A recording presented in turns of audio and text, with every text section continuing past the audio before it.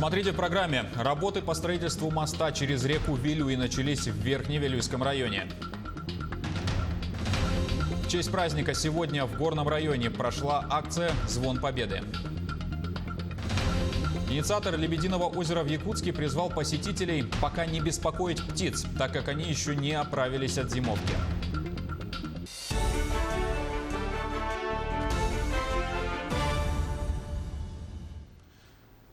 Продолжаем эфир нашего телеканала новостями к этому часу. Последствия и глубину мирового кризиса, последовавших за пандемией коронавируса, еще предстоит оценить. Об этом накануне сказал Владимир Путин во время обращения к россиянам. По словам президента, началась глобальная рецессия, спад мировой экономики. И все последствия, глубину этого кризиса еще только предстоит оценить, но уже очевидно, в мире формируется новая реальность. Процессы глобализации и интеграции проходят сложное испытание, а ведущие страны делают выбор в пользу технологической и промышленной самостоятельности. Российский лидер также обратился к гражданам с просьбой оставаться бдительными до начала массового производства средств профилактики и добавил, что на данный момент 14 научных центров страны работают над созданием вакцины против COVID-19. Российская система здравоохранения ответила на вызов эпидемии абсолютно адекватно. Однако она высветила и более острые, обозначила наши нерешенные проблемы. Мы помним и о том, что, несмотря на самоотверженный труд врачей, иногда возникали сложности с оказыванием плановой помощи медицинской, причем больным с другими заболеваниями. Мы должны извлечь уроки из этой ситуации. Все те значительные средства, которые за месяцы борьбы с эпидемией вложены в переоснащение больниц, в оборудование, в обучение врачей, уже работают и будут работать на развитие нашего здравоохранения в целом. Но еще многое предстоит сделать для повышения качества и доступности медицинской помощи. Переподготовить кадры, отремонтировать и обновить медицинские учреждения на современной, в том числе цифровой базе. Коэффициент распространения инфекции в Якутии снизился до 0,87, но для перехода к следующему этапу снятия ограничений необходимо снизить его как минимум до 0,8. Об этом заявил глава Якутии Айсен Николаев в ходе ежедневного брифинга об эпидобстановке в регионе. Всего с начала пандемии в Якутии насчитывается 3891 случай заболевания, 74 за минувшие сутки. Из них в Якутске 59, 5 в Усть-Алданском, 3 в Кангаласском и в остальных районах единичные случаи. Тревогу вызывает количество больных в тяжелом состоянии. Их на сегодня 29 человек, из которых 12 находятся на аппарате искусственной вентиляции легких. К сожалению, большинство из них – это люди пожилого возраста. Вообще, в последнее время у нас выросло количество именно людей старшего поколения, которые заболели новой коронавирусной инфекцией. И во многих случаях это как раз связано с тем, что их заражают их внуки, которые вот и в деревне приезжают, и здесь в городе Якутске приезжают в гости к своим дедушкам, бабушкам. И в результате этого бессимптомные вот маленькие дети, у которых болезнь проходит вообще без каких-либо проявлений, становятся источником опасной болезни, которая вот заражает и подвергает смертельной опасности людей старшего поколения. Вот эта тенденция у нас, к сожалению, вот последние несколько недель очень четко видна по количеству людей старшего поколения, которые сегодня попадают в больницы и города Якутска, и в целом районов республики. Хочу также сказать, что в целом, если смотреть по географии, конечно, нас вызывает опасения, кроме сельских районов, также и город Мирный. Вот здесь большая работа проводится оперативным штабом. Ситуацию, в принципе, удалось взять под контроль. Вместе с тем, конечно же, мы бы хотели, чтобы из стороны властей района и, в первую очередь, со стороны городских властей города Мирного были приняты исчерпывающие меры для локализации очагов заражения и для проведения санитарно-эпидемиологических мероприятий, направленных на борьбу с новой коронавирусной инфекцией. В день празднования Исеха в Верхневилюйском районе произошло еще одно знаковое событие для жителей. Начались работы по строительству моста через реку Вилюй. Первые изыскательные работы были проведены этой весной, а сегодня делегация во главе с руководителем Управдор Вилюй провела выездное рабочее совещание. Мостовой переход будет проходить в районе села Верхневилюйск. Закончили первый этап изысканий. Изыскания провели в март-апрель май месяце. У нас предварительно протяженность мостового перехода составляет 21 километр, а длина моста составляет порядка 1700 метров. И мы сегодня рассматривали 3 варианта прохождения трассы. Из них выбрали обход села Верхневилюйск. Мост будет находиться выше села Верхневилюйск, ниже села Хорова. Нерюнгринцы снова попались на крючок мошенников. Уже известная схема лжесотрудников банка до сих пор актуальна. Какими данными орудуют проходимцы, чтобы войти в доверие, и каких сумм лишились нерюнгринцы, расскажет Александра Цыбикова. После хищения средств карты 24-летняя нерюнгринка обратилась в полицию.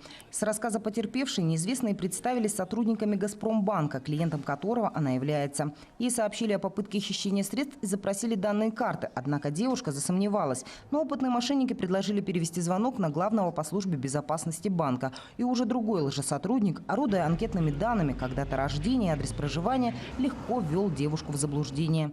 И когда сообщили мои контактные данные, я поверила, что это сотрудники банка. И чтобы, как они сказали, сохранить свои денежные средства, я должна сообщить им код, который придет на мой телефон. Я сообщила, и у меня сняли 300 тысяч с моей карты. Второй потерпевшей стала 31-летняя жительница Нерюнгри, которой также позвонили псевдосотрудники банка. Ей сообщили, что ее мобильное предложение взломано и что мошенники пытаются оформить кредит на ее имя. Он вежливо объяснил о необходимости установки предложения TeamViewer, через которое они подключатся к ее IP-адресу и сделают обратную переадресацию. Также аферист пояснил, что ей будут приходить СМС-уведомления о списании денежных средств, но это уже находится под контролем и все средства будут возмещены банком. На следующий день потерпевшая увидела СМС из банка, в котором сообщалось, что на ее имя оформлен кредит на сумму 260 тысяч рублей и списаны денежные средства в сумме 34 800 рублей. Женщина сразу позвонила по номеру горячей линии банка, где ей сообщили, что это были мошенники. К счастью, кредитными деньгами злоумышленники не успели воспользоваться, а вот собственных денежных средств девушка лишилась. Стоит еще раз напомнить гражданам пару важных правил. Сотрудники банка никогда не звонят по телефону, чтобы сообщить о несанкционированном списании, либо об оформлении кредита третьими лицами. Также не рекомендуется отвечать на звонки с неизвестных номеров, начинающихся на 8 495, либо 8 499. Берегите свои сбережения. Александра Цыбикова, Захар Головин, Нерюнгри.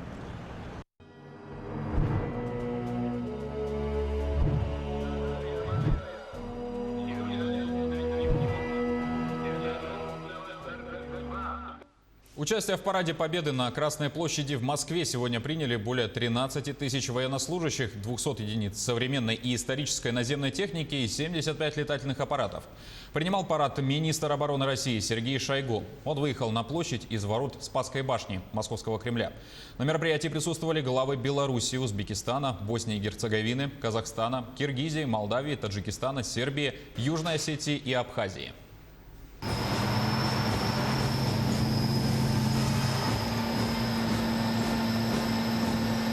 На брусчатке колонна газотурбинных танков Т-80 БВМ в составе кубинского бриллианта на истребителях Су-30СМ и МиГ-29 возглавляет группу полковник Андрей Алексеев. 6 самолетов-штурмовиков Су-25БМ расцвечивают небо столицы цветами государственного флага Российской Федерации.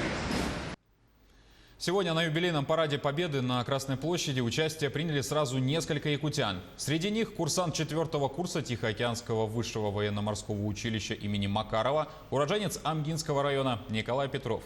Это был его второй парад. В первый раз Николай прошел по Красной площади в 2017 году, будучи первокурсником. В роду у Петровых много моряков и военных, поэтому после школы ни у кого не возникло вопросов по выбору будущей профессии. Подготовка к юбилейному параду Победы, со слов его родных, шла с января этого года и требовала полной отдачи.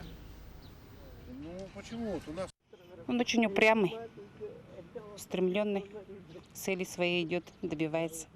Потихоньку, молча, он не сильно многословный, скромный.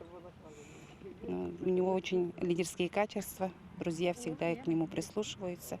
Когда приезжает, он собирает всех братьев. Они тут спортом занимаются, он их заставляет бегать, тягать железки всякие. Дед у него по отцовской линии служил тоже в Тихоокеанском флоте. 4 года прослужил.